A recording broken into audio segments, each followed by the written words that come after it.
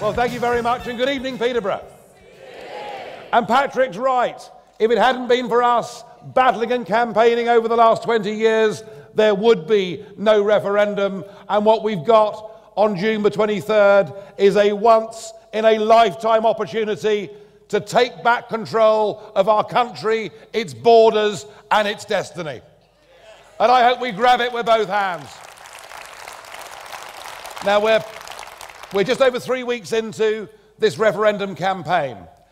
And the Remain side, or the Romanians, as they're now known, have launched what I think is the most negative campaign we've ever seen in British political history. Nick Clegg, who I shared a platform with again last night, Nick Clegg was busy telling us that Britain simply isn't big enough. That we as a country of 65 million people, well, at least they're the ones we know about, but there's quite a lot more than that, I suspect. But no, it's going to be a very serious speech, this, I promise you.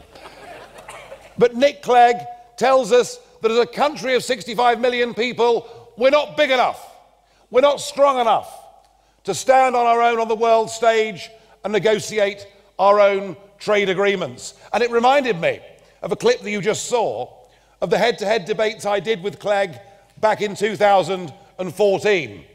And I shall be, for the rest of my life, eternally grateful to Nick Clegg for catapulting my career up in the way that he did by making that offer.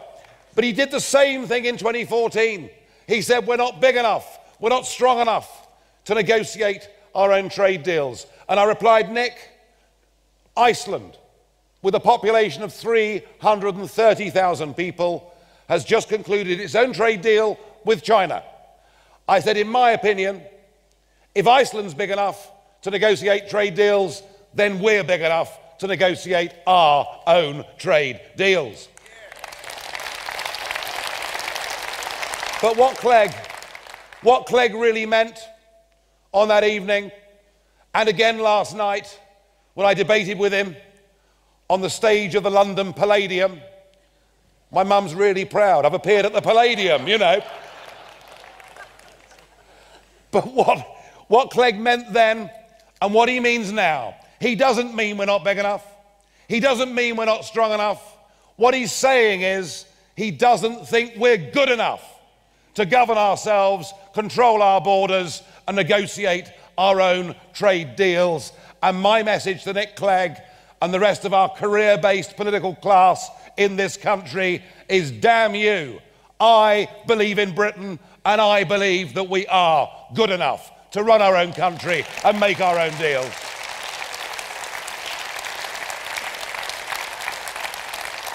But it's not just been Clegg. We've had Peter Mandelson. Sorry, I didn't hear you. Thank you. Peter Mandelson telling us it's all going to be terribly complicated. We won't be able to negotiate these trade deals. We won't be able to gain market access. It could take us up to 10 years in which we'll be cast out into the wilderness. Well, the answer to Peter Mandelson is that when Australia negotiated a trade deal with the United States of America, they did it in 10 months. If Australia can do it, Mr. Mandelson, Britain can do it, Mr. Mandelson. And while we're at it, Mr. Mandelson, we're very pleased we didn't listen to your advice and join the Euro 15 years ago.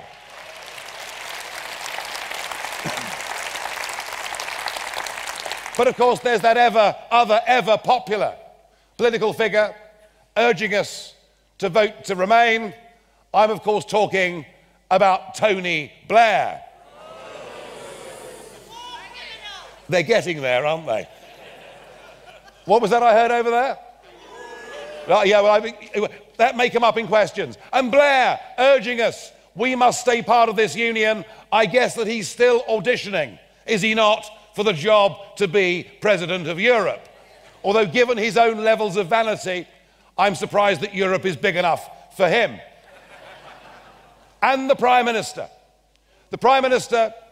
who is not behaving, in my opinion, in a very prime ministerial way, stands up and tells us that 3 million British jobs would be at risk if we weren't part of this union. And my advice to anybody worried about these scare stories being put out by the Prime Minister and Clegg and Mandelson and Blair and all of the rest of them is just look out of your windows onto the street. See how many BMWs are on British roads. See how many Mercedes are on British roads. See how many Audis are on British roads. See how many Volkswagens their owners will admit to that are on British roads. Look at every pub, every restaurant, every wine bar in this country and see how many bottles of champagne and French wine are sold. And understand that the United Kingdom is now the Eurozone's biggest trading partner in the world, and that they sell us nearly 60 billion pounds worth of goods more every year than we sell them. If 3 million British jobs were at risk if trade ceased with the rest of Europe, there'd be 5 million jobs in Germany and France that would be at risk through no trade. And actually, folks, it isn't governments that create business. It isn't trade deals that create business. Business is created because consumers buy a product, because they trust that product and they're prepared to pay the price for that product. And unlike Clegg and Blair and Cameron and Mandelson and all of them, unlike all of them who've come straight from university into research, into politics, and never done a proper day's work in their lives, unlike them, I spent 20 years working in global trading business. I have bought and sold consignments of copper and aluminium and lead and tin and zinc and nickel and silver and shipped them all over the world. I have got a better idea of how trade happens in the world than the rest of them put together. And Britain leaving the European Union will not affect our trade with the rest of the EU by one iota. But what it will do is give us the opportunity, as the 5th biggest economy in the world, to negotiate our own trade deals with other countries, our own special relationships with other countries, because at the moment we're banned and forbidden from doing it. So once we've divorced ourselves from this political union that we were sold into 40 years ago on a lie, you know, and those of you with hair greyer than mine or thinner than mine in the room, remember that you were told it was to be a common market, wasn't it? A common market, all about trade and not about politics. Well, that lie has turned into a political union that now makes 75% of our laws. A political union to which we pay in gross £55 million a day, and sure, we get some money back, but even net, we pay in £34 million a day. A political union that means we have given away 200 miles of the North Sea, which Norway, of course, has got, and we've given away and sold out the British fishing industry. We have given away, as Simon said earlier, we have given away our basic rights, our basic freedoms, our basic concept of parliamentary democracy. All of that has been sold and given away on a lie that unless we're part of this club, they won't do business with us. Well, not only will we do business with that club, but we will also remember, once we've left, who we are as a people and who our friends are around the world. And one of the first things I want us to do, once we're free of this union, is to recognize there's an organization out there with 53 member states, with 2.2 billion people in it, where English is a common language, where common law and contract law are nearly always very similar, where they actually like us.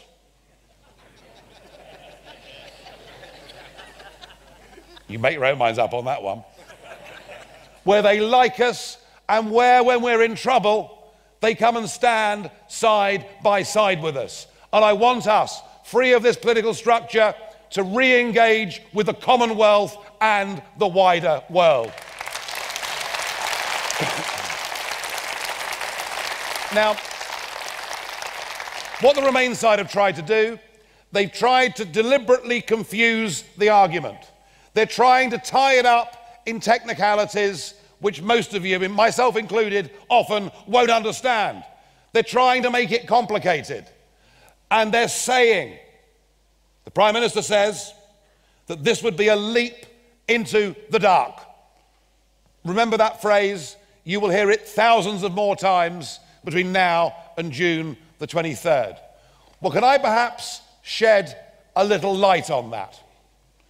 The idea that leaving the European Union gives us uncertainty, well, actually think about it, everything in life is uncertain, isn't it? Everything in life, every day you leave your front door, life is uncertain. As Dr. Johnson observed 300 years ago, there are only two certainties in life, death and taxes. I reckon he was about right, given today's budget and sugar, and never mind. But the idea that if we stay in this European Union, our lives are certain, is baloney. This European Union is not succeeding, it's failing. Its currency, which thank God we didn't join, the euro, has impoverished tens of millions in the south of the continent. And we've no idea, if we vote to remain on June the 23rd, what new laws, what new legislation will be brought in that could damage British businesses or the British way of life. And we have absolutely no control over our borders as a member of a union that now states its desire to bring in Turkey. And I'll come back, if I can, to that theme of Turkey. But let me tell you what is absolutely certain if we vote to get our country back, if we say no to this European project. What is absolutely certain is that we will then be a self-governing, democratic nation responsible for our own decisions. And at the end of the day, this referendum is dead simple. Do you think we should be a self-governing nation or part of a bigger European political project? Indeed, this question is, to whom do you owe your allegiance? And it comes down actually to very simple things. So let's try a little bit of audience participation. I'm going to show you a flag. Do you owe your allegiance to this flag? No. Are you happy that your passport, as mine, that the first two words on it are European Union? No. Are you happy that this passport is now shared by over 500 million people, any of whom can come to this country and enjoy the same rights that you've got? No. Fine. Let's try another flag. Do you owe your allegiance to that flag? And that, ladies and gentlemen, is what this referendum is all about. It's about our country. It's about our history. It's about respecting those who went before us and twice in the 20th century risked and in some cases gave everything they had so that we could be a free, independent, self-governing, democratic country. Should we not respect those that went before us and fought for us to live in liberty, democracy and freedom?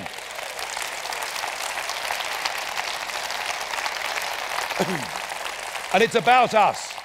And it's about us looking ahead to future generations and knowing that whether we get things right or whether we get things wrong, we will be the people solely who have chosen and charted the course of this nation's future. And have a think about this. If you believe in democracy and I'm with Churchill on this, it's a deeply imperfect system, but it's the best system that mankind has yet developed. Think about this. A piece of law that comes to Britain comes directly from the unelected European Commission. Yeah, it goes through the Parliament, it goes through the Council of Ministers. But if we get a law that we don't like, there is nothing the British Prime Minister, there is nothing the British Cabinet, there is nothing the British Parliament, and there is nothing you, the British people, as voters can do to change a single European law. The only way European law can be changed is if the unelected Commission propose its change. If you think about it, it is the death of parliamentary democracy. It is the death of everything we have been against as a country and indeed sold to the rest of the world over the course of the last many centuries. But if we're a self-governing, independent nation, and if we vote for a rubbish government led by someone like Jeremy Corbyn, I mean, he would be rubbish, wouldn't he? But let's just say we voted at the next election for Jeremy Corbyn. Let's just say he put in place a load of batty rules and regulations that made us a poorer, worse country. We would be able, at the next election, not just to get rid of Mr. Corbyn, but to vote for a new leader of a different party with a different manifesto who could get rid of every piece of legislation Mr. Corbyn had put in place and put somebody else in who'd be a better Prime Minister. We would be in charge of our destiny. We would be in charge of our steel industry. We would be in charge of our financial services industry. We would be in charge of our fishing industry. And we could stand proud on the world stage and say we're British, we're English, we're Welsh, we're Scots, we're Northern Irish, we're proud of who we are, and we govern ourselves. Now, making those arguments over the years has not always been easy, because there are too many people who, through self-interest, say, well, Nigel, you know, you're right. We should be democratic. We should be self-governing.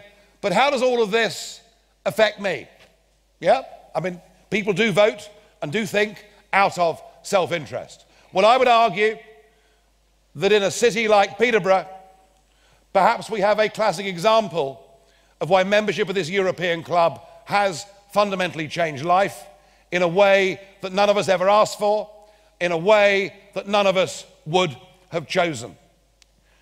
In 2004, the Labour government, under Tony Blair, signed us up to joining with 8 and now 10 former communist countries.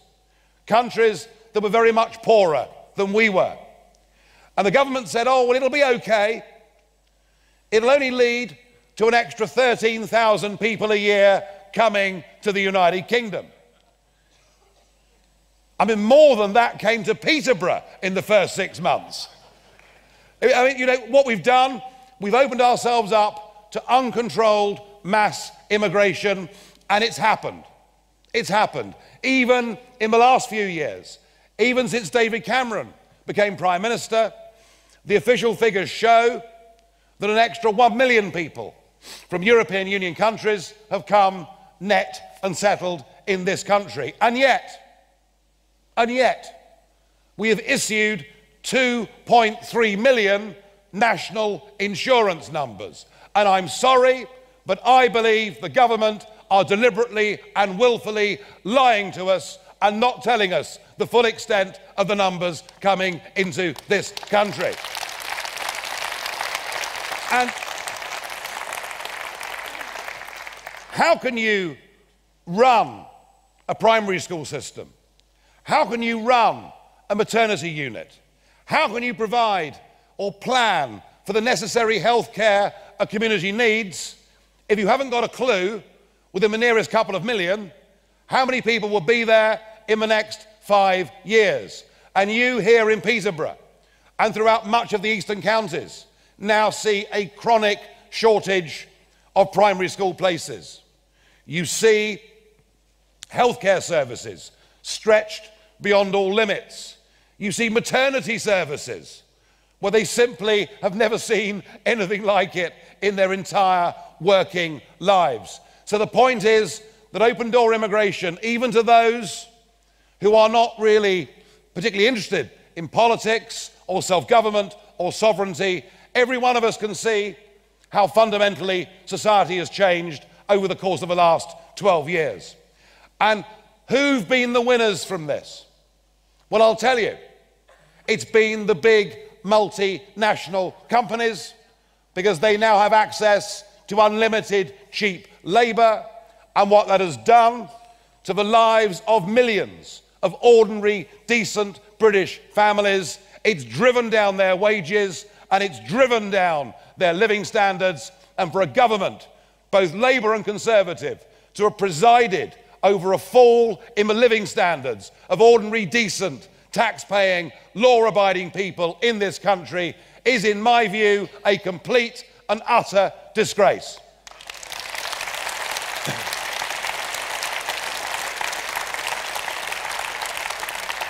And I guess the winners also have been the rich, because it's cheaper nannies and cheaper chauffeurs and cheaper gardeners. So those arguments about uncontrolled mass immigration, I think, are made well and understood. But, ladies and gentlemen, this has now all taken a very new, and I'm going to suggest to you, potentially very dangerous twist.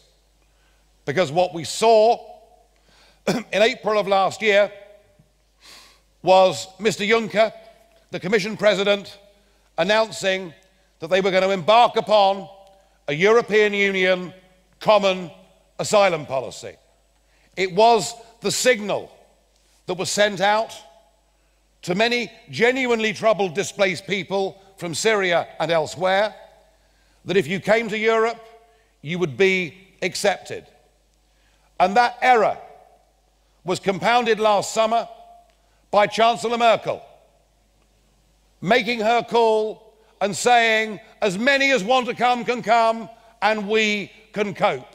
And I think in doing that, she's made the worst political judgment of modern political history. It is a massive, dramatic mistake. Now,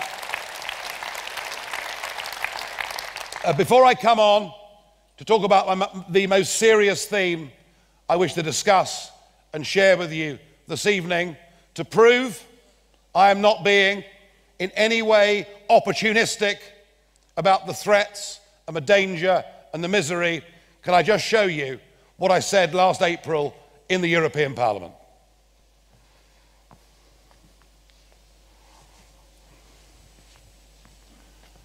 Four years ago, I stood here and said that bombing Libya would be a huge mistake. But of course, the UK Parliament and this Parliament were desperate. There was a clamour to go to war.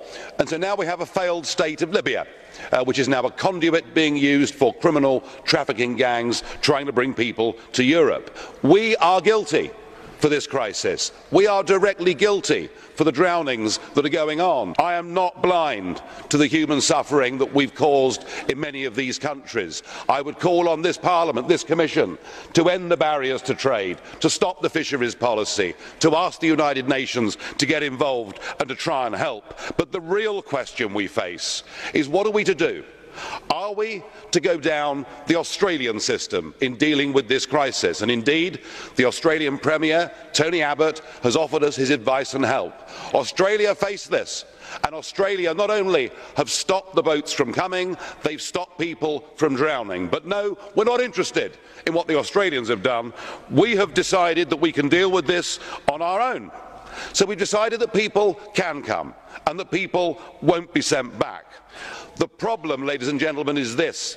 The definitions for who qualifies for asylum are so wide, they include not just people coming from war, not just people coming from failed states. Mr. Juncker this morning seemed to suggest that perhaps it would even include people who were fleeing poverty. I'm sorry, We simply can't accept countless millions. There is a real and genuine threat. When ISIS say they want to flood our continent with 500,000 Islamic extremists, they mean it. And there is nothing in this document that will stop those people from coming. Indeed, I fear we face a direct threat to our civilization if we allow large numbers of people from that war-torn region into Europe. I promise my party will stand up to this impending disaster for all concerned.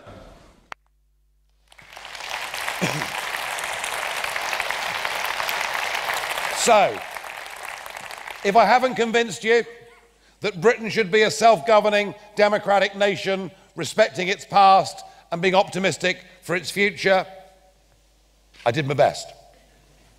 If I haven't convinced you that having this passport available to 508 million people is a mistake because of what it does to people's wages and the pressure it puts on public services, I tried my very best.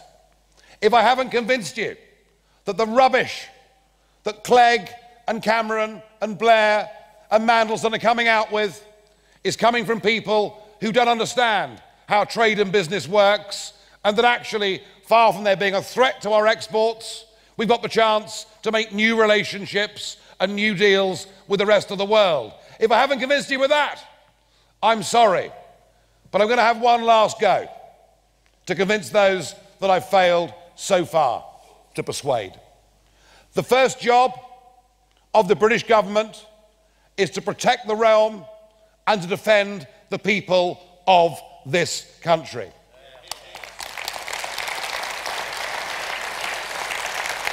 We have relied since 1945 upon a structure where nation states cooperate mutually to protect each other against threats called NATO. It is an alliance that has been hugely successful over the last 70 years, and it is an alliance that is directly threatened by the European Union having now set up its own separate military command structure and being hell-bent on building a European army, a European navy, and a European air force. I don't want Britain to be part of a European army. I want a British army to cooperate with our allies in NATO to defend this country.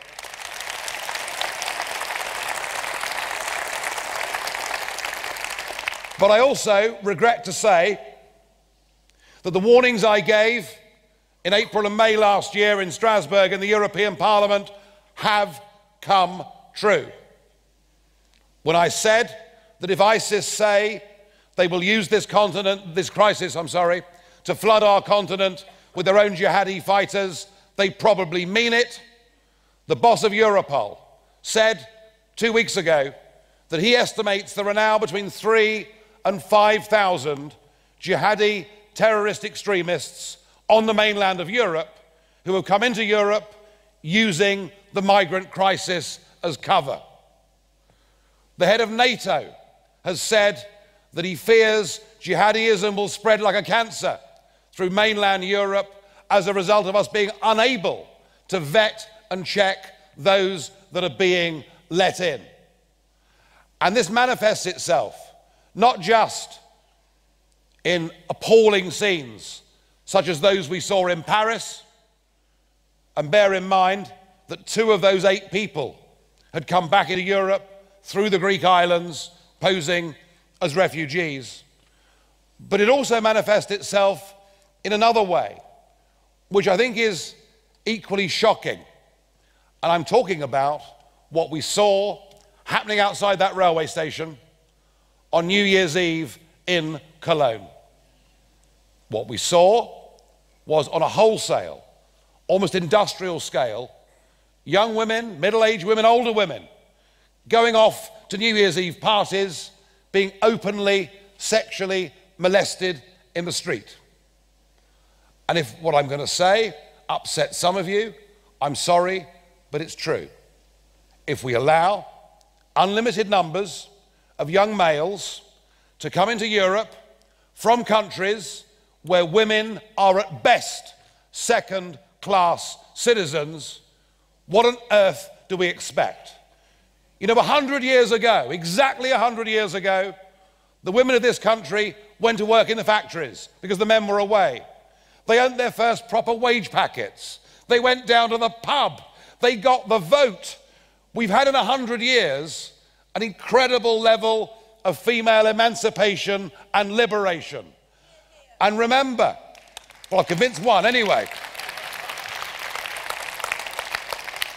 And remember, all those young males who were outside that train station in Cologne, in a few short years, will have German passports, by which I mean EU passports. And they will then be able to come to this country. I'm sorry, whether it's the cultural threat that it poses, whether it's the terrorist threat that it poses, whether it's the military threat that a European army poses, I am saying to you tonight, I am pleading with you tonight, the safest and most sensible thing for us to do is to take back control of our laws, to take back control of our borders, to take back control of our destiny, and to say no to this European project that isn't working, not just for us, but for the rest of Europe too.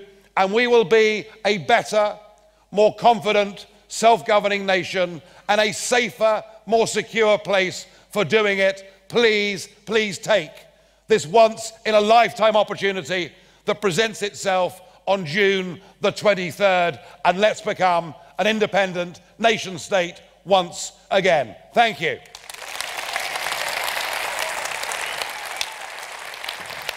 Oh, it's hot up there. All right.